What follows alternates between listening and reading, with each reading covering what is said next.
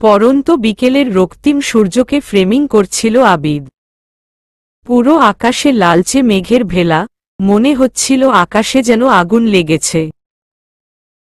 ধূপছায়া গোধূলি লগ্নের মনোরম সৌন্দর্যকে ধারণ করাই মগ্ন আবিদ থমকালো কারো ডাকে। এই যে ফটোগ্রাফার ভাইয়া, শুনছেন? আবিদ ঘুরে অতসীকে দেখতে পেল, কনে দেখা আলোতে আরো বেশি স্নিগ্ধ লাগছিল ওকে। বাব্বা, এত মনোযোগ দিয়ে ছবি তোলেন আপনি। সেই কখন থেকে ডাকছি, সারাই পাচ্ছিলাম না, ভাবলাম আপনি কানে কম শোনেন কিনা। বিস্ময়ের সাথে কিছুটা যেন অভিমান মেশানো গলায়। আশ্চর্য! কি সব ভাবছে সে, একদিন এক মুহূর্তের দেখায় কেউ অভিমানের অধিকার কেন দেখাতে যাবে? নিজের মনেই হেসে ফেলে ও। আসলে আকাশটা এত সুন্দর যে তার বিশালতায় আর সৌন্দর্যে ডুবে গিয়েছিলাম। সেদিন তো মোটামুটি থ্রেট করে গেলেন, আজ হঠাৎ নিজে থেকে দেখা দিলেন যে? আবিদ এই দুদিন ওকে খুঁজেছে, ভেতরে ভেতরে অস্থিরতা অনুভব করেছে দেখা না পেয়ে। আজ মন বলছিল দেখা হবে, হয়েই গেল তবে। তাছাড়া আর উপায় কি বলুন? আপনি তো পাড়ার প্রায় সব বাচ্চাকে জিজ্ঞেস করেছেন আমার কথা। পরে দেখা যাবে আমার বাড়িতেই চলে এসেছেন, বলা তো যায় না। আবারও অপ্রতিভ বোধ করল আবিদ, যেখানে কথার পিঠে কথা সাজাতে ওর জুড়ি মেলা ভার, সেখানে এই পুচকে মেয়ের সামনে আসলে শব্দরা হাওয়ায় মিলিয়ে যায় কেন ভেবে পায় না সে। ধরা পড়ে ভীষণ অস্বস্তি হচ্ছিল ওর। তোমার তাই মনে হলো? আমি কিন্তু এতটাও হ্যাংলা নই। দৃঢ়ভাবে বলার চেষ্টা করলেও কিছুটা ক্লিশে শোনালো কথাটা। অতসীর দিকে তাকিয়ে মনে হলো কিছুটা সেজেছে ও, চোখে সরু কাজলের রেখা। বোকার মতো ভাবতে ইচ্ছে করল ওর জন্যই বুঝি নিজেকে কিছুটা রাঙিয়েছে মেয়েটা। কিন্তু তা তো আর সত্যি নয়। এই বয়সী মেয়েরা অকারণেই সাজায় নিজেকে। হ্যাংলাপনার বাকিও রাখেননি কিছু। জনে জনে এসব বলেছেন, লোকে কি ভাববে বলুন তো? লোকের ভাবনায় আপনার দেখছি অনেক কিছু আসে যায়। না গিয়ে আর উপায় কি বলুন? সবাইকে নিয়েই তো চলতে হয়, একটু পরোয়া করতেই হয়। যদিও কে কি বলল সেসব নিয়ে আমার খুব একটা মাথা ব্যথা নেই, তবুও আমার পরিবারের তো আছে। আর একবার আপনি একবার তুমি না বলে যে কোনো একটা বলুন, ভীষণ অস্বস্তি হয় আলাদা আলাদা সম্বোধনে। অতসী একটু বেশি কথা বলে, কিছুটা ঠোঁটকাটাও। মুখের উপর অপ্রিয় সত্য বলে দিতে পারে নির্দ্বিধায়। তুমিই বলি তাহলে, পুচকে একটা মেয়েকে আপনি বলতে আমারও অস্বস্তি হচ্ছিল ভীষণ। আমি মোটেও পুচকে মেয়ে নই, বিশ্ববিদ্যালয়ে ভর্তি পরীক্ষা দেব সামনে। 18য় পা দিতে মাত্র 1.5 মাস বাকি। দৃঢ় স্বরে বলল অতসী, চোখে রাগ স্পষ্ট। বুঝলাম, অনেক বড় তুমি। তোমাকে কি বলে ডাকব তবে, দাদি নাকি নানি? ব্যঙ্গাত্মকভাবে বলল আবিদ। আপনাকে খুঁজে বের করাই ভুল হয়েছে দেখছি। মহা ঝামেলাবাজ লোক তো আপনি। আচ্ছা, সরি। এখন বলো কেন খুঁজছিলে আমায়? আর আমি মোটেও ঝামেলা করি না।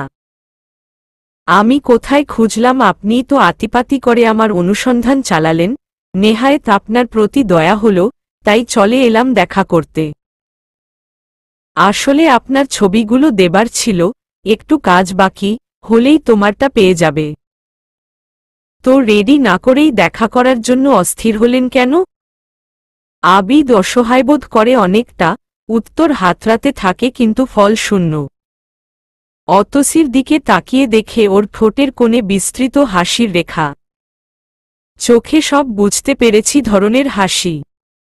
অতসী ওকে পড়ে ফেলেনি তো, শঙ্কিত হয় ও।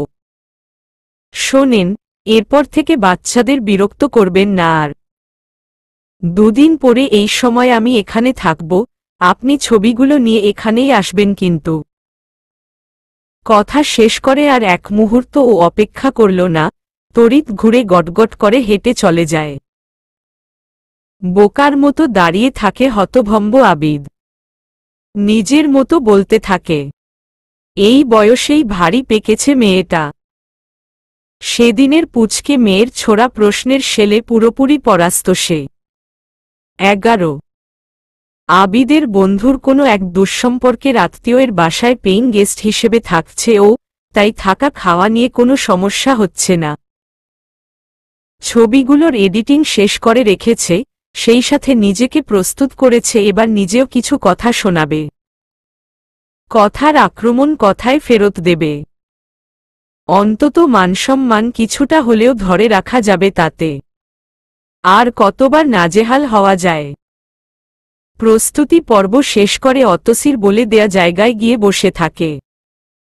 বিশাল গাছের শেকড় ছড়ানো মাটির উপরেই। তাতেই আসন গেড়েছে। আজকের সূর্য এতটা রক্তিম না হলেও লালচে আভা ছড়াচ্ছিল। বসে বসে বিরক্তি ধরে যাচ্ছিল, তখনই আগমন ঘটে কাঙ্ক্ষিত জনের। আপনি তো দেখছি খুব সময় মেনে চলেন। আমি পাস মার্ক দিলাম। বিরক্তি চেপে আবিদের উত্তর, আমি ধন্য হলাম। এখন এটার পুরস্কার হিসেবে কি পাচ্ছি জানতে পারি? না, পারেন না। আগে ছবিগুলো দেখব তারপর ভেবে জানাব। এভাবে তাকিয়ে আছেন কেন? মনে হচ্ছে ভূত ভর করেছে মাথায়। আবিদ চোখ রাঙানোয় এই কথা বলল অতসী। আবিদ উত্তর না দিয়ে ছবিগুলো বের করে ওর দিকে বাড়িয়ে দিল। খপ করে নিল সেটাও। ছবি দেখে ভেতরে ভেতরে উল্লাসে ফেটে পড়ছিল, তা বোঝা যাচ্ছিল ওর অভিব্যক্তিতে। হায় আল্লাহ! এটা আমি। আমার নিজেরই বিশ্বাস হচ্ছে না। ওর উদ্ভাসিত মুখ এত মায়াময় লাগছিল যে আবিদের লোভ হচ্ছিল সেটাও ফ্রেমে আবদ্ধ করতে, কিন্তু সাহসে কুলায় না। আবার কোনো দিক থেকে আক্রমণ শুরু হয় কে জানে। জান, মাফ করলাম আপনাকে, এটাই আপনার পুরস্কার। বিস্ময়ে হতবাক আবিদ জানতে চায়, আমি কখন মাফ চেয়েছি তোমার কাছে? আর তাছাড়া অপরাধটাই বা কী ছিল তাও তো জানি না। ভ্রু কুঁচকে অতসী বলে, সে কি? না বলে ছবি তুলেছেন, এটা অপরাধ মনে হচ্ছে না। সারা পাড়ায় ঢোল পিটিয়ে আমায় খুঁজেছেন, এটাও গুরুতর অপরাধ। সরি তো দূরের কথা, নিজের অপকর্মের কথাই বেমালুম ভুলে গেছেন দেখছি। অতসীর কাছে আরেকবার ধরাশায়ী হয়েছে ভাবতেই অস্বস্তি বোধ করল আবিদ। এত বিপুল প্রস্তুতি কিচ্ছু কাজে আসেনি, ভেতরে কেমন যেন সব তালগোল পাকিয়ে আসছে। নিজেকে এবার সত্যিই হ্যাংলা মনে হচ্ছে ওর। আমি মাত্র 2 জন বাচ্চাকে জিজ্ঞেস করেছিলাম। মোটেও সারা পাড়ায় ঢোল পিটাইনি। গলাটা কাতর শোনায়। মুখ চেপে হাসি আটকে অতসী বলে, আপনাকে একদম চোর চোর লাগছে এখন। এতক্ষণ সহ্য করলেও এবার আর পারল না। কি মনে কর নিজেকে? এসব উদ্ভট কথাবার্তার মানে কি? প্রায় চিৎকার করে জানতে চায় ও। অতসী ভরকে না গিয়ে স্বাভাবিক গলায় বলে, সদ্য প্রেমে পড়া যুবক যখন তা লুকাতে চায় তখন তার মধ্যে ধরা পড়ে যাবার ভয় থেকে চোর চোর ভাব চলে আসে তেমন লাগছে আপনাকে। কারো প্রেমে ডুবেছেন নাকি? এতটা সরাসরি মন্তব্যে একেবারে দিশেহারা বোধ করল আবিদ। এত দ্রুত এভাবে নিজের অনুভূতি কেউ পড়ে ফেলেছে ভাবতেই অসহায় বোধ করে ভীষণ রকম। ভেতর থেকে কেউ বলে উঠে, ভেতরে যা জমিয়েছিস কয়েকদিনে সব বলে দে সব। এমন মোক্ষম সুযোগ আর কখনো পাবি না। ক্ষণিকের বিমর্ষতা কাটিয়ে মনের ডাকে সাড়া দিয়ে দুঃসাহসিক কাজ করে ফেলে ও। হ্যাঁ, সদ্যই প্রেমে পড়েছি। কোনো এক অপার্থিব অষ্টাদশীর। যে ভীষণ রকম ঠোঁটকাটা। মুগ্ধতা দিয়ে শুরু হলেও তার ভালোবাসায় ডুবন্ত এখন আমি। এই পরন্ত বসন্ত বেলায় আমি তোমার হাতটা ধরতে চাই, শেষ নিঃশ্বাস পর্যন্ত। ধরবে আমার হাত? মহাবিষ্টের মতো তাকিয়ে আছে অতসী, ঝাপসা হয়ে আসছে দৃষ্টি। বিশ্বাস যদি ভেঙে যায়? কিছুই জানি না আপনার সম্পর্কে। সহসা জন্মানো ভালোবাসা যদি মুহূর্তের আবেগ ভেবে ভুলে যান, কি করব তখন? আমিও কখন ভালোবেসে ফেলেছি বুঝতেই পারিনি, এজন্যই এতটা জ্বালিয়েছি আপনাকে। আমার পাগলামি কতটা সহ্য করতে পারেন তা তো জানতেই হতো। আবিদের কাছে মনে হলো এটা স্বপ্ন, কোনোভাবেই এটা সত্যি নয়। এই আরাধ্য রমণীকে এত সহজে কিভাবে পাবে তাই ভাবছে ও। তোমার বয়সটা আবেগের, আমারটা তো নয়। আমি এই কয়েকদিনে সহস্রবার ভেবেছি, এটা শুধু মোহ নাকি ভালোবাসা। মন বারবার বলেছে এটা ভালোবাসা না হয়ে পারে না। চোখ ভর্তি জল নিয়ে আবিদের বাড়ানো হাতটা ধরল অতসী। বসন্ত রঙে ছেয়েছে যেন চারপাশ। আকাশটা মুহূর্তে যেন আরো রক্তিম হল। দুজনের মনে তখন সহস্র প্রজাপতি উড়াউড়ি করছিল যেন। সবকিছু এত সুন্দর লাগছে কেন? বসন্ত বুঝি এতটা রঙিন হয়। কিন্তু এত সহজে পাওয়া কিছু যে ভীষণ ক্ষণস্থায়ী হয় যতই অপার্থিব হোক, তা বেমালুম ভুলে গিয়ে ভালোবাসার আকাশে ডানা মেলে দিল সদ্য ভালোবাসার বন্ধনে আবদ্ধ হওয়া একজোড়া কপোত আর কপোতী। সামনে যে কি ভয়াবহ নির্মম পরিণতি অপেক্ষা করছিল তার আঁচও পায়নি ওরা। 12 রাত প্রায় 10:30 তখন। আবিদ একটা বই নিয়ে পড়ছিল। এই সময় ওর নোকিয়া 1100 মডেলের ফোনটা ক্যাটকাটিয়ে বেজে উঠে। রিসিভ করার পর ওপারে মায়ের গলা শোনা যায়। কেমন আছিস, বাবা? কই তুই এখন? এরকম ভবঘুরের মতো আর কতদিন চলবে? কিছু একটা তো কর। শেষের দিকে মায়ের গলায় কিছুটা ক্ষোভের আভাস ছিল। মা, একসাথে এতগুলা প্রশ্ন করলে আমি উত্তর কিভাবে দেই বলতো? হেসে বলে উঠে আবিদ। তোর উত্তর আমি জানি। শোন, তোর বাবার রিটায়ারমেন্টে যাওয়ার সময় হয়ে গেছে, তোর মধ্যে কোনো হেলদোল নেই। একটা ক্যামেরা পাইছিস, সেটা নিয়ে টইটই করে সারা দুনিয়া ঘুরতেছিস। সংসারের দিকে তোর নজর দেওয়ার সময়ই হলো না এখনো। শেষের দিকে গলা ধরে এলো মায়ের। মা, মা, মা শোন না, আর কয়েকটা দিন প্লিজ। এরপর যদি কিছু না হয় তবে সুবোধ বালকের মতো চাকরি খুঁজতে শুরু করব। তোমার সংসারেও মনোযোগ দেব। মাত্রই তো পড়াশোনা শেষ করলাম, কিছুদিন একটু গায়ে হাওয়া লাগিয়ে ঘুরি না? ভীষণ আদুরে গলায় বলে ও। তোর যা ইচ্ছা তাই কর। আমি আর কয়দিন? মা, এসব কি বলো তুমি? নাতি নাতনিকে বিয়ে দেওয়ার আগে এসব বাজে কথা মাথায়ও আনবে না, বুঝছ? ছেলে আমার সন্ন্যাস ব্রত গ্রহণ করতে চলেছে, নাতি নাতনিদের দেখার কপাল কি আর আছে? কি রে, পেয়েছিস নাকি কারো দেখা? সন্ন্যাসী থেকে গৃহী হবার চিন্তা হঠাৎ? মায়ের গলায় কৌতূহল আর দুষ্টু হাসির আভাস। কিছুটা লজ্জা পেয়ে গেল আবিদ। একজনকে পেয়েছি। বাসায় ফিরে তোমাকে দেখাব। তুমি দেখলে তোমারও ওকে খুব ভালো লাগবে। ইতস্ততভাবে লজ্জাবনত গলায় বলে ও। মা অসম্ভব খুশি হলেন। সন্তানের খুশি মাকে স্পর্শ করে ভীষণভাবে, মনে মনে দোয়া করলেন, এ খুশি যেন চিরস্থায়ী হয়।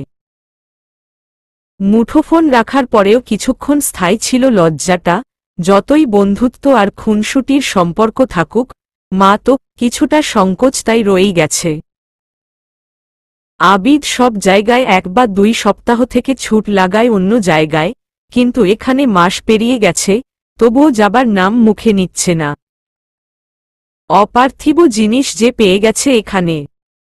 অতসী। অতসীর সংস্পর্শে সময় কখন যে কেটে যায়, সেটাই খেয়াল থাকে না ওর। তেমনি এক বিকেলে ওদের প্রিয় জায়গায় বসে কথা বলছিল।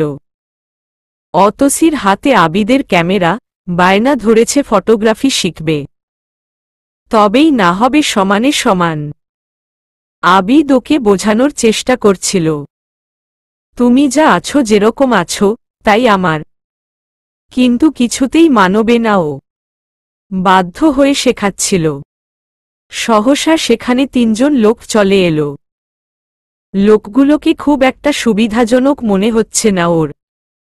বিশেষ করে একজনের মধ্যে হামবড়া ভাব। ওদের দেখে অতসী কিছুটা তটস্থ হল। অতসী না, চেয়ারম্যান কাকার মেয়ে? তা এইখানে কি কাজ তোমার, তাও একটা অপরিচিত ছেলের সাথে? কিছুটা কড়া মেজাজে বলে কথাগুলো, উচ্চারণে কিছুটা আঞ্চলিকতা রয়েছে।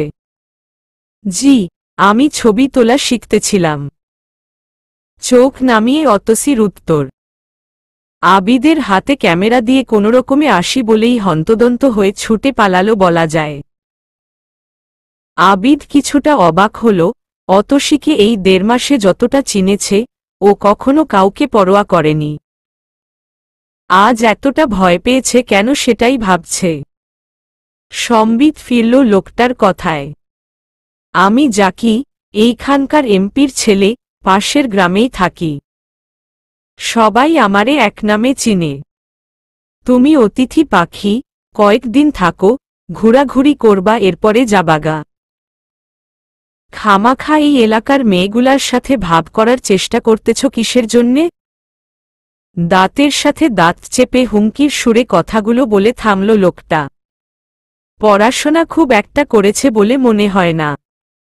অতি আদরে নষ্ট পুত্র। বয়স 30-এর কোঠা পেরিয়েছে মনে হয়। অত্যন্ত গোয়ার ধরনের লোক। আবিদ প্রচণ্ড রেগে গেলেও স্বাভাবিক গলায় বলে, দেখুন, আমার কি করা উচিত আর কি নয় সেটা আমি খুব ভালো জানি। সেসব নিয়ে জ্ঞান না দিলেই ভালো হবে। আর বন্ধুত্ব করা নিশ্চয়ই অপরাধ নয়। ঝামেলা বাড়াতে ইচ্ছে করল না বলে কথা শেষ করে ঘুরে দাঁড়িয়ে হাঁটতে শুরু করল, কিছুটা যাবার পরেই শুনতে পেল, খালি যদি আরেকদিন দেখি তাইলে ওর একদিন কি আমার একদিন। শাগরেদদের বলছিল জাকি। আবিদ অতসীর কাছ থেকে জেনেছিল জাকি খুব খারাপ লোক, ক্ষমতার প্রভাবে যা খুশি তাই করে বেড়ায়। কেউ কিচ্ছু বলার সাহস পায় না। অতসীকে নিয়ে কিছুটা ভয় পায় ও, যেরকম লোক, কোনো ক্ষতি না করে ফেলে।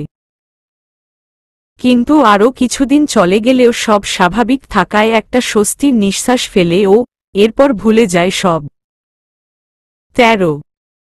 2 মাস কেটে যায় স্বপ্ন আর ঘোরে ভর করে, এবার বাস্তবতার আঁচড় পড়ল বলে। তীব্র আবেগ আর ভালোবাসায় কখন যে মেঘে মেঘে এতটা বেলা হয়ে গেছে টেরই পায়নি ওরা। আবিদ দেশের বাইরে কয়েক জায়গায় ওর তোলা কিছু ছবি জমা দিয়েছিল, সিভি সহ। কানাডা থেকে ডাক এসেছে ওর। ওখান থেকে কয়েকদিন আগেই ডাক এসেছে, কিন্তু পোস্ট অফিসে কিছুদিন পড়ে ছিল অবহেলায়। তাই হাতে পেতে দেরি হয়ে গেছে। যখন ওদের বাসায় এটা এসে পৌঁছে, তখন হাতে সময় মাত্র 1 মাস। ভিসা, পাসপোর্ট সহ যাবতীয় কর্মকাণ্ড সম্পন্ন করতে সময় লেগেই যাবে, তাই হুট করেই চলে আসতে হয়। হাজার হোক এটা ওর একটা স্বপ্ন। স্যালারি যথেষ্ট ভালো, সুযোগ সুবিধাও মন্দ নয় একেবারে শুরু হিসেবে, সাথে খ্যাতি তো আসবেই। অতসী কিছুটা ভেঙে পড়লেও নিজেকে স্বাভাবিক রেখে বিদায় দেয়। আর দেখা হবে না আমাদের? আরে, দেখা কেন হবে না? আমি কি এখনই যাচ্ছি নাকি? কিছু ফর্মালিটিজ বাকি, এসব শেষ করে তারপর না যাব। সব গুছিয়ে নিয়ে যাবার আগে আমি তো আসবি, তখন তো আমাদের দেখা হচ্ছেই। ভেঙে পড়ো না, প্লিজ। অতসীর দ্বিধান্বিত মুখটার দিকে তাকিয়ে মন কেমন যেন করে উঠে ওর। মনে হচ্ছে সব ঠিক থাকবে তো।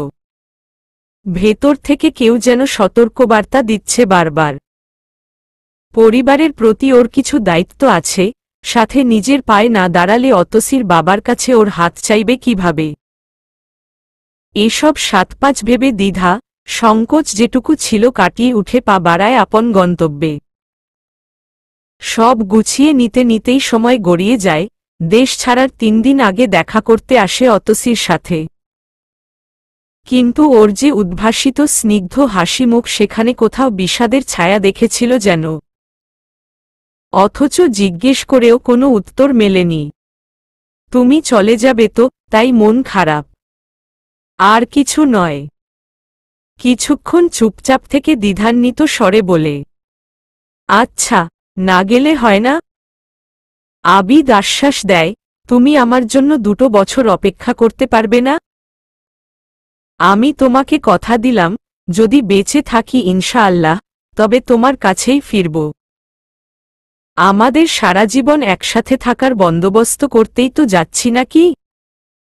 তবুও যেন সান্ত্বনা পায়নি ও, যদি হারিয়ে যাই এই সময়ের মধ্যে।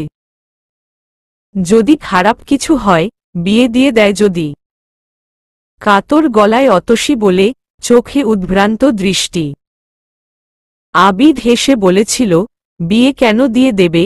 তুমি তো ঢাকা বিশ্ববিদ্যালয়ে চান্স পেলে, পড়াশোনা করবে খুব মনোযোগ দিয়ে। 2 বছর দেখতে দেখতে শেষ হয়ে যাবে। প্রবোধ দেয় আবিদ। চল, আমরা বিয়ে করে ফেলি, তোমাদের বাসায় আমি থাকলাম না হয়। ওর গলায় তীব্র অস্থিরতা। বিয়ে? অতসী, এভাবে খামখেয়ালি করে বিয়ে হয় নাকি? আমি ফিরে এলে তোমার পরিবার আমার পরিবার একসাথে বসে আয়োজন করে বিয়ে দেবে আমাদের। এখন একটা বেকার ছেলের কাছে কোনো বাবা মা তার সন্তানকে তুলে দেবেন না।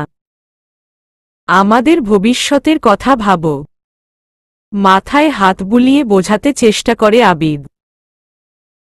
আবিদের কাঁধে মাথা রেখে ব্যাকুল হয়ে ও বলে, আমার পরিবারের কথা বাদ দাও, আমরা লুকিয়ে বিয়ে করি, পরে তোমার বাবা মাকে বললে তারা নিশ্চয়ই বুঝবেন। নাছোড়বান্দা অতসী। ওর মনে তখন কি চলছে সেটা যদি ঘুণাক্ষরেও জানতে পারত আবিদ, তবে হয়তো এই প্রবল আহ্বান এড়িয়ে যেতে পারত না। আবিদ ওর মাথা দুহাতে তুলে একটা হাত ওর গালে রেখে বলেছিল, পাগলামি করো না অতসী। প্লিজ, বোঝার চেষ্টা কর। আমার উপরে একটু বিশ্বাস রাখো। আমি ফিরবি। দৃঢ় গলায় নিশ্চয়তা দেবার চেষ্টা করে ও, ততক্ষণে নিজেও ভেঙে পড়েছে প্রায়। অতসীর দিকে তাকিয়ে মনে হল, অতল আহ্বানে ডাকছে ওকে, চোখের জলে যেন ঝরে পড়ছিল সহস্র আকুতি আর অজস্র ভালোবাসা। কিন্তু ওর তখন সে ভালোবাসা হাত বাড়িয়ে নেবার অবসর নেই। দুজনের ভবিষ্যতের কথা ভেবেই নিয়ে নেয় বিদায়। বারবার ফিরে ফিরে দেখছিল সেই কান্না ভেজা তুমুল আরাধ্য মুখটা। কে ভাবতে পেরেছিল সেটাই ছিল ওদের শেষ দেখা। পরে কত অগণিত বার যে আফসোসে দগ্ধ হয়েছে, তা আর কখনোই পিছু ছাড়েনি। অতসীর প্রবল আহ্বানের আড়ালের সত্যিটা ও জানতে পেরেছিল অনেক পরে, যখন বছর 2 পরে ফিরেছিল হৃদয় এতদিনের গড়া ভালোবাসার পূর্ণতা দিতে। কিন্তু ততদিনে সব শেষ। কোনো এক কালবৈশাখী রুদ্রঝড় সব ভেঙে গুড়িয়ে দিয়েছে।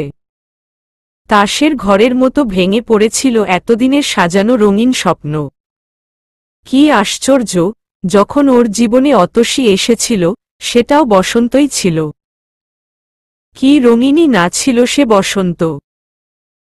আর অন্য আরেক বসন্ত ওকে এক নিমেষে একেবারে সর্বহারা, নিঃস্ব করে দিয়েছিল। মুখোমুখি করেছিল এক ভয়ানক নির্মম সত্যের। কি ভীষণ বিবর্ণ সে বসন্ত। 14।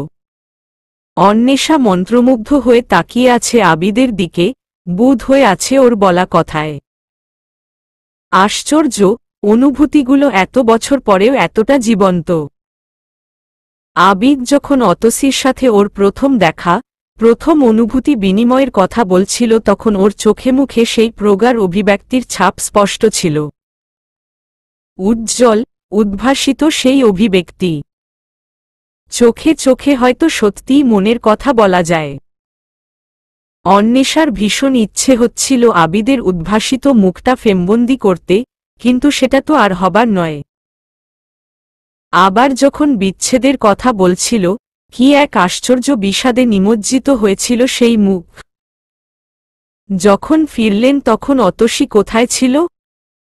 বিয়ে হয়ে গিয়েছিল? দ্বিধা কাটিয়ে প্রশ্ন করে ও। জবাবে ম্লান হাসল আবিদ। কারো হাসিতেও যে এতটা গভীর বিষাদ খেলা করতে পারে আজকের আগে তা কখনো দেখেনি অন্বেষা। কি গভীর কষ্টের ছায়া সেই অবয়বে।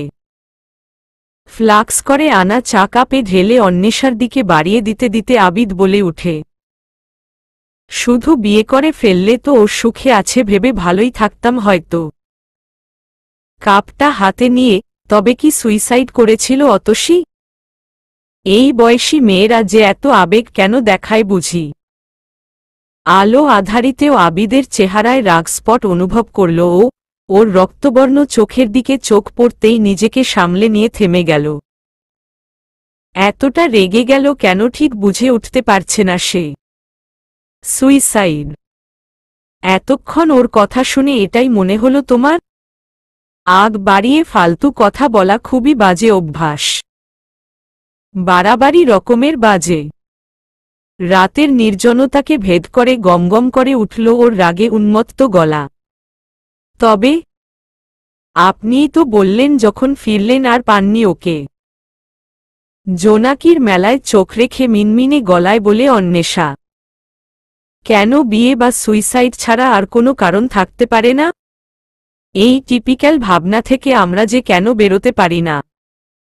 কিছুটা নরম স্বর, প্রায় স্বগতোক্তির মতো শোনালো ওর কণ্ঠ।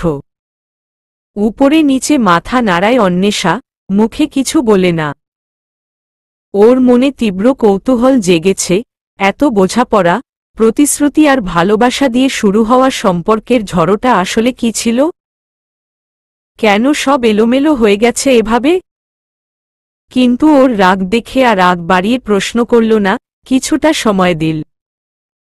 জানে নিজেই বলবে আবিদ। নিস্তব্ধতা ভেদ করে মাঝে মাঝে দূরের শেয়ালগুলো এখনো ডেকে যাচ্ছে, ঝিঝি পোকার ডাক ছাড়া আর কোনো শব্দ নেই। কি অদ্ভুত সে নৈশব্দতা। আবিদ কিছুক্ষণ নীরব থেকে বড় করে একটা দীর্ঘশ্বাস ফেলে নৈশব্দকে খান খান করে বলল, ও আর পৃথিবীতে নেই। খুন করা হয়েছিল অতসীকে। মাত্রই চা মুখে নিয়েছিল, মুখ থেকে তা ছলকে পড়ে গেল, এরকম কিছুর জন্য প্রস্তুত ছিল না ও। মানে? খুন? কিভাবে আর কেন? উত্তেজনায় একসাথে কয়েকটি প্রশ্ন করল ও। আবিদকে দেখে মনে হচ্ছিল ভেঙে পড়া অসহায় নাবিক, তীরের একেবারে প্রান্তে এসে তরি ডুবেছে যার। নয়তো রাজ্য থেকে বিতাড়িত রাজা। কি ভয়ঙ্কর অসহায় আর নিঃস্ব যে লাগছিল দেখতে। অন্বেষার বুকের ভেতরে টনটনে এক অনুভূতি হল, মায়া হল। কি গভীর আর প্রগাঢ় সে মায়া। প্রায় অচেনা এক মানুষের জন্য এত মায়া কোথা থেকে এলো জানে না ও। অথচ আজও ক্ষণেক আগেও আবিদকে দাম্ভিক আর নাকুচু মনে হয়েছিল। অথচ ভেতরে ভেতরে কি ভয়ঙ্কর অসহায় এই লোক, তাকে ভেবেছিল কোনো দিন, কোনো কালে। ওসব আজ থাক, অন্য আরেকদিন বলবো, এখন কথা বলতে ইচ্ছে করছে না। তুমি যাও ঘুমিয়ে পড়। এতটা শীতল ছিল সেই স্বর যে এড়াতে পারল না অন্বেষা।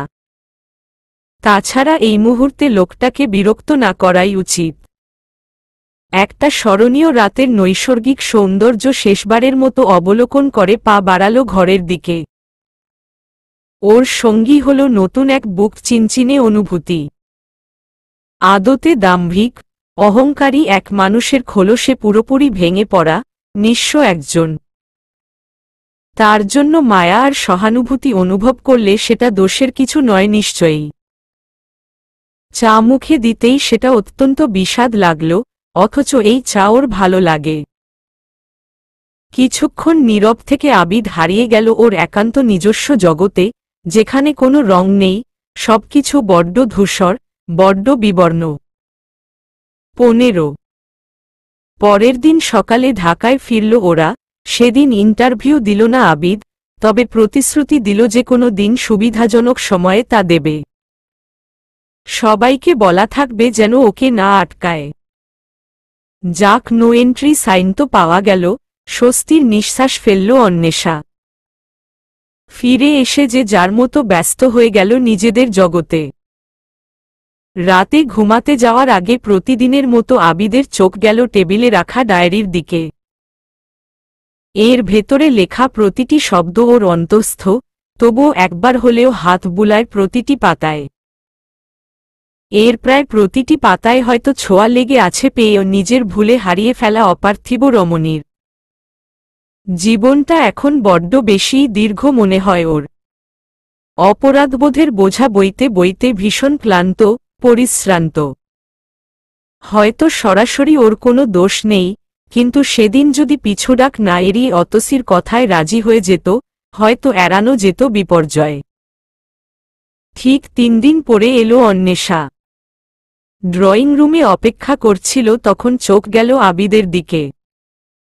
ভারিক কি চালে হেঁটে এসে বসল মুখোমুখি, হাতে ডায়েরির মতোই কিছু একটা।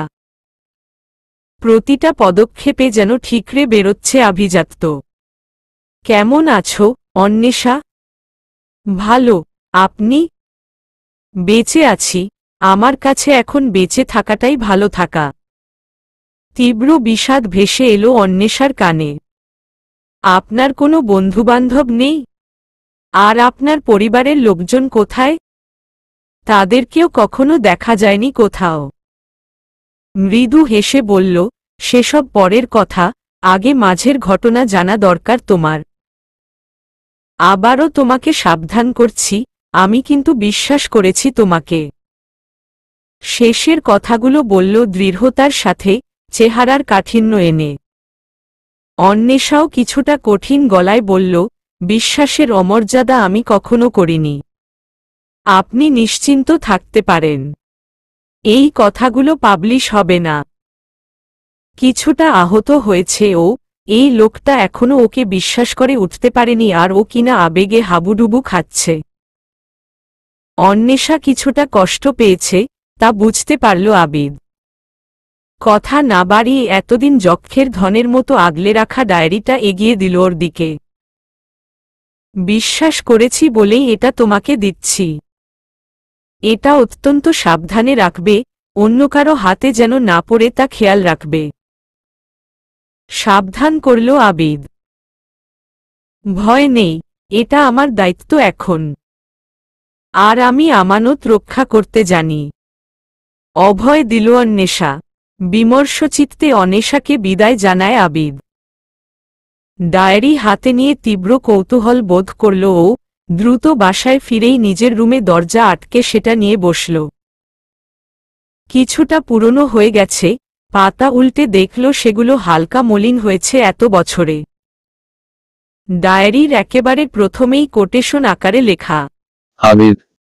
ডায়েরি লেখার অভ্যাস আমার কোনো কালেই ছিল না।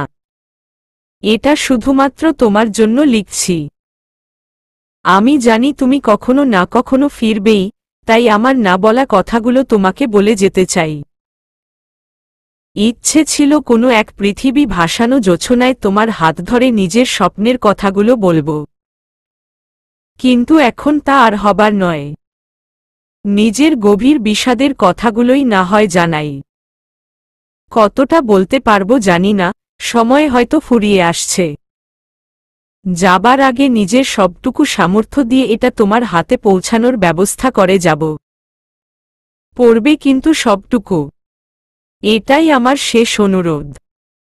এটুকু পড়ে ওর আগ্রহ তীব্রতর হল, দ্রুত উল্টালো পৃষ্ঠা। আর ডুবে গেল তাতে।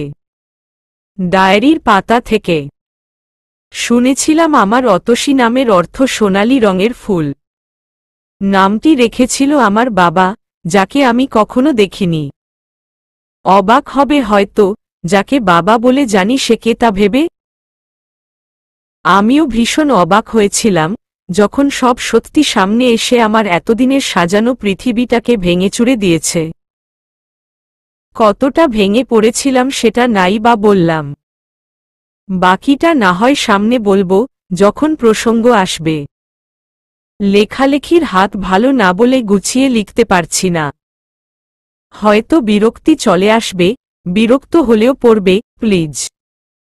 তো যা বলছিলাম, আমি নিজেকে ফুলি মনে করতাম, যার গায়ে থাকত স্বর্ণালী আভা। কিন্তু তা কবেই বিলীন হয়ে গেছে, সোনালি ফুল বিষে বিষে নীল হয়ে গেছে। নীল আহত ফুল হয়তো এখন আমার সাথে বড্ড মানানসই আর ভারসাম্যপূর্ণ হবে। সদা হাস্যজল এই আমি কখন যে হাসতে ভুলে গেছি তাও জানি না। এই কয়েকদিনে আমি বাস্তবতাকে এতটা উপলব্ধি করেছি যে ভীষণ রকম ভীতিকর তা আমার জন্য। বাস্তব সবসময় কঠিন আর রূঢ় হয় বলে শুনেছিলাম, কিন্তু তাই বলে এতটা সর্বগ্রাসী তা জানা ছিল না। যে আমাকে তুমি চিনতে, বাস্তবতার ছোবলে সে কবেই বিলীন হয়ে গেছে, বাকি আছে শুধু খোলসটা। সেটাও বড্ড নিভু নিভু, কোনোরকমভাবে জ্বলছে সলতেটা। এক চিলতে বাতাসেই যা নিভে যাবে চিরতরে। ডায়েরির পাতা থেকে। মা, বাবা আর আমি, তিনজনকে নিয়ে ভীষণ সুখী এক পরিবার।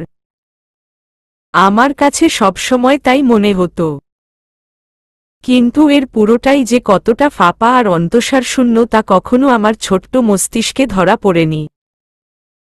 অনেক ছোটবেলায় পাশের বাড়ির একজন মুখ ফসকে বলে ফেলেছিল, নিজের মাইয়া হইলে না জানি আরও কত কি করত, মাইনষের তারে নিয়াই কত আদিক্ষেতা।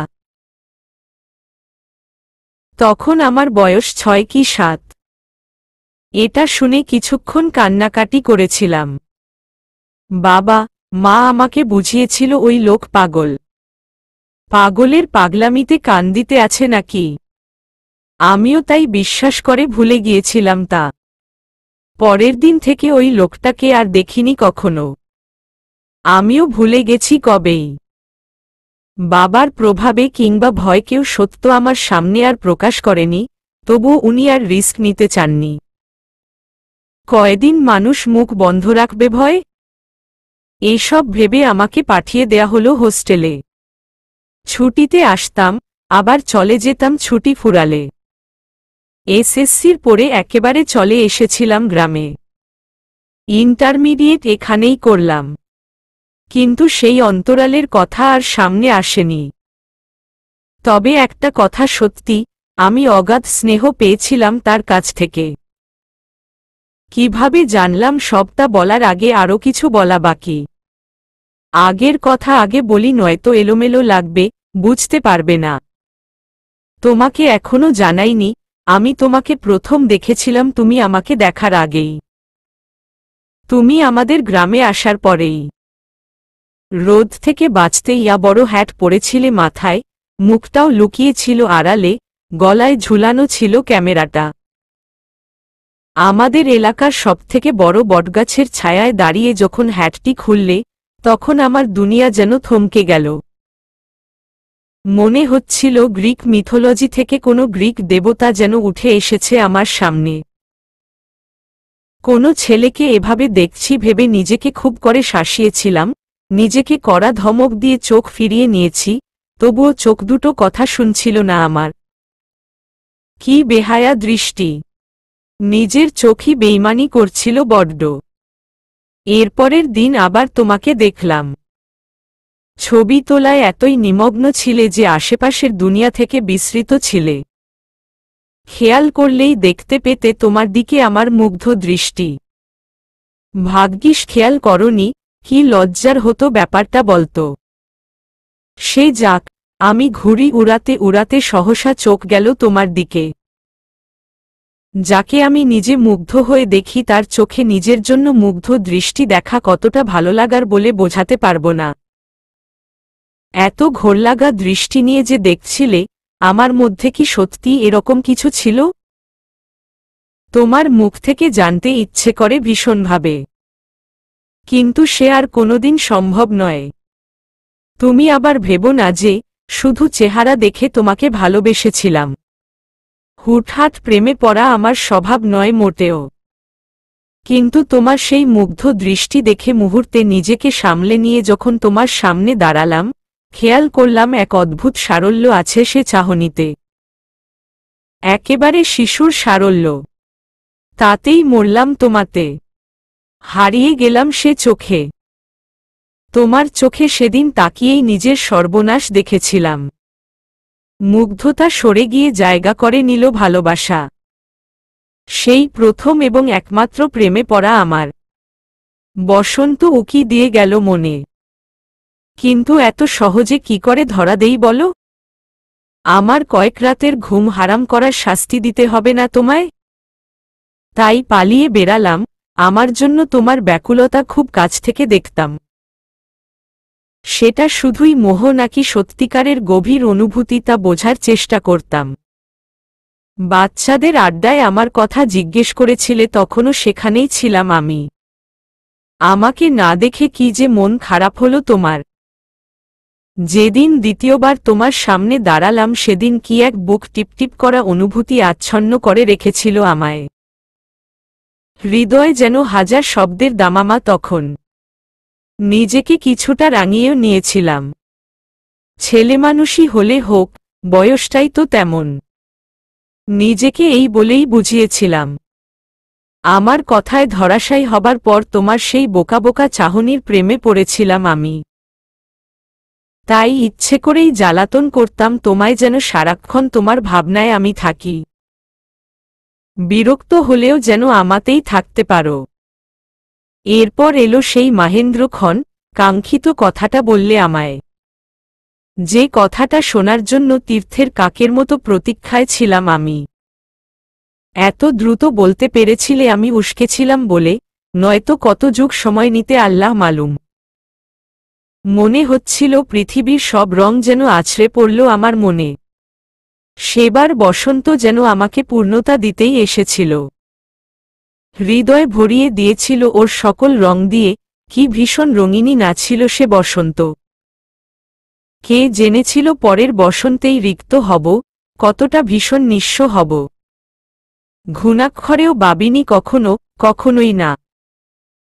ইচ্ছে ছিল বিয়ের পর প্রথম যেদিন পূর্ণিমা থাকবে সেদিন তোমার হাত ধরে না বলা কথাগুলো বলবো, তাই হৃদয়ে জমিয়েছিলাম অনুভূতির মেলা। আমাকে নিয়ে তোমার অনুভূতিও সেদিনই শুনব ভেবেছিলাম। কিন্তু কিছুই হলো না, না হলো বলা আর না হলো শোনা। সহসাই আমাদের স্বপ্ন যাত্রা গেল থমকে, এক কালো ছায়ার প্রভাবে। জাকি। শুনেছিলাম লোকটা নাকি সাপের থেকেও বিষাক্ত, এখন সেটা রন্ধ্রে রন্ধ্রে অনুভব করি। তোমার হয়তো মনে আছে ওর কথা, ওকে দেখেই খুব ভয় পেয়েছিলাম। কারণ ওর দৃষ্টি স্বাভাবিক ছিল না। খুব খারাপ কিছু ছিল তাতে। তোমাকে বলিনি কারণ তুমি এর প্রতিবাদ করে দুজনেরই বিপদ বাড়াতে। তোমাকে যতটা চিনেছি, তুমি এমনি এমনি ওকে ছাড়তে না। কিন্তু ওর প্রভাব কতটা সেটা তুমি জানো না। তাই ঝামেলা এড়াতে কিছু না বলে চলে এসেছিলাম। যেদিন কানাডা থেকে তোমার চিঠির খবরটা এলো সেদিন তোমার চোখে মুখে স্বপ্ন জয়ের উচ্ছ্বাস যেন ঠিকরে পড়ছিল। ছবি তোলার সময় তোমার বোধ হয়ে থাকাটা ইঙ্গিত দেয় এটা তোমার কতটা ভালো লাগার। তোমার খুশি আমার কাছে কতটা দামি তা প্রকাশ করার ভাষা আমার জানা নেই। তুমি চলে গেলে, কথা দিয়ে গেলে কানাডার ফ্লাইটে উঠার আগে আবার আসবে আমার সাথে দেখা করতে। তাই শুরু হলো প্রতীক্ষা। তুমি চলে যাবার প্রায় দিন 10 পরে একদিন বাড়ি থেকে বেরোনোর মুখে জাকিকে দেখে থমকে গিয়েছিলাম। বাইরে না গিয়ে ভেতরে ঢুকে গেলাম। কখনো যা করিনি তাই করলাম। কি মনে করে জানি না, কান পেতে রইলাম ওর উদ্দেশ্য জানতে। বাবার গলা শুনলাম। আরে জাকি, কি খবর? অনেক দিন দেখি না তোমারে। জাকির গলা পেলাম এবার। হ্যাঁ চাচা, সময় পাই না তেমন। দাহেন নাকি প্যাচ মোচর লাগে দলের মধ্যে, এইগুলা সব আমারই সামলান লাগে। আমি একলা মানুষ, কয়দিক যাই কন্ত? হ্যাঁ, সেইটা বুঝছি। তা হঠাৎ কি মনে কইরা আসলা এইদিকে? একটা জরুরি কাজে আসছি চাচা। সামনের ইলেকশনে আব্বা আর দাঁড়াবো না কইতেছে। সে কি? তাইলে এইবার পার্টি কারে নমিনেশন দিব? আর হুট কইরা এই সিদ্ধান্তের কি কারণ? আব্বা কয়, বয়স হইছে আর কত এইগুলা করব। এখন কয়দিন একটু শান্তিতে থাকতে চায়। পার্টি থেকে আমারে নমিনেশন দিবার চায়। কিন্তু আমারে তো চিনেন চাচা, এই সব ঝুট ঝামেলা আমার ভালো লাগে না। আমি নির্বিবাদী মানুষ। তাই একটা প্রস্তাব নিয়ে আসছি আপনের কাছে। বাবা এবার যেন উৎসাহ পেল, তা প্রস্তাবটা কি বইলা ফালাও? কিছুক্ষণ চুপ থেকে অত্যন্ত ধূর্ততার সাথে জাকিকে বলতে শুনলাম, আপনি এই এলাকার একজন মান্যগণ্য লোক। আব্বার পরে আপনিই ঠিক লোক এমপির জন্যে। তাই আমি পার্টি অফিসে নমিনেশন নিয়ে যেই আলোচনা হব সেইখানে আপনের নাম প্রস্তাব করতে চাইছিলাম। আপনি রাজি হইলে আমি নিশ্চিন্ত থাকতাম। তড়িৎ বসার ঘরে চোখ বুলালাম, সহসা যেন চকচক করে উঠল উনার চোখজোড়া। তার চোখে তখন ক্ষমতার লোভ। নিজের ভাগ্যকে যেন বিশ্বাস করতে পারছেন না। যার চোখে সারা জীবন ভরসা দেখেছি সে চোখে লোভ দেখে ব্যথিত হলাম ভীষণভাবে। সেই লোভ কষ্ট করে চাপা দিয়ে বললেন, আমি কি আর এত যোগ্য নাকি? হঠাৎ কিছু একটা মনে হতেই বলে উঠলেন, কিন্তু তুমি তো আমারে আগে ভাই বলো তা, আজকে হঠাৎ চাচা ডাকলা যে? কিছুটা অবাক হয়েছিলেন উনি। আমি তখনই বুঝতে পেরেছিলাম জাকির মতলব। কয়েকদিন আগে বিকেলবেলা অতসিরে দেখলাম ওই বিদেশি ফটোগ্রাফার পোলার লগে ঢলারলি করতে। আপনের একটা সম্মান আছে না? তাই ভাবলাম আপনেরে বলি। তাছাড়া ওর বিয়ার বয়স হয়ে গেছে, পাত্র হিসেবে আমি খুব একটা খারাপ না। তাই ভাবলাম আপনি আমার সাথে ওর বিয়ে দিলেন, সাথে রাজত্বও পাইলেন। আগের দিনে রাজা মেয়ে বিয়ে দিয়ে রাখাল বালক জামাইরে রাজত্ব লেখা দিত, এই আপনি না হয় মেয়ে বিয়ে দিয়ে ক্ষমতাসীন জামাইয়ের কাছ থেকে রাজত্ব নিলেন। বাবাকে চিন্তা করার সুযোগ দিয়ে কিছুক্ষণ পর আবারও মুখ খুলল জাকি, আমার দিকে পেছনে ফিরে বসা বলে ওর মুখটা তখন দেখতে পাচ্ছিলাম না। নইলে মূর্তিমান শেয়াল দেখতে পেতাম তা আমি নিশ্চিত। প্রতিপক্ষ টোপ গিলতে যাচ্ছে ভেবে নিয়েই বলতে শুরু করল, কয়দিন আর একটা ইউনিয়নের চেয়ারম্যান থাকবেন? আইজ এমপি হইলে কয়দিন পরে মন্ত্রীও হইতে পারেন। কত ক্ষমতা! বিনিময়ে অতসিরে খালি আমার সাথে বিয়ে দিবেন। আমাকে অবাক করে দিয়ে বাবা লোকটা কিছুক্ষণ ভেবে বললেন, আমি একটু চিন্তাভাবনা করি, তারপরে তোমারে জানাই। এই রকম সিদ্ধান্ত তো হুট করে নেওয়া যায় না। জাকি উঠে দাঁড়াতে দাঁড়াতে বলল, চাচা তাড়াতাড়ি জানায়েন, কিন্তু মিটিংটা আর সপ্তাহ খানেক পরেই। এর মধ্যে না জানাইলে আমার হাতে কিছু থাকব না। ভেবেছিলাম হয়তো জাকির সাথে ঝামেলা হবে, ভেবে ভেবে দেখার কথা বললেন। যত যাই হোক বাবার কাছে সবার আগে তো আমার ভালো থাকা। বিশ্বাস ছিল তার কাছে ক্ষমতার চেয়ে নিশ্চয়ই আমিই বড় হব। কিন্তু তা যে আমার কতবড় ভুল ধারণা ছিল, তা টের পেয়েছিলাম তুমি আসার আগের দিন সন্ধ্যায়। জাকি প্রস্তাব দেবার 5 দিন পরে বাবা আর মায়ের মধ্যে কি একটা নিয়ে কথা কাটাকাটি হচ্ছিল। আমি বুঝতে শেখার পর কখনো তাদের নিজেদের মধ্যে উঁচু গলায় কথা বলতে শুনিনি। তাই প্রচণ্ড অবাক হলাম। ঘটনা পর্যবেক্ষণ করতে তাদের রুমের দিকে গেলাম, ঢুকতে যাব ঠিক তখনই আমি থমকে গেলাম। মুখোমুখি হলাম এক ধ্রুব, গোপন সত্যের, যা আমি দুঃস্বপ্নেও ভাবতে পারিনি কোনোদিন।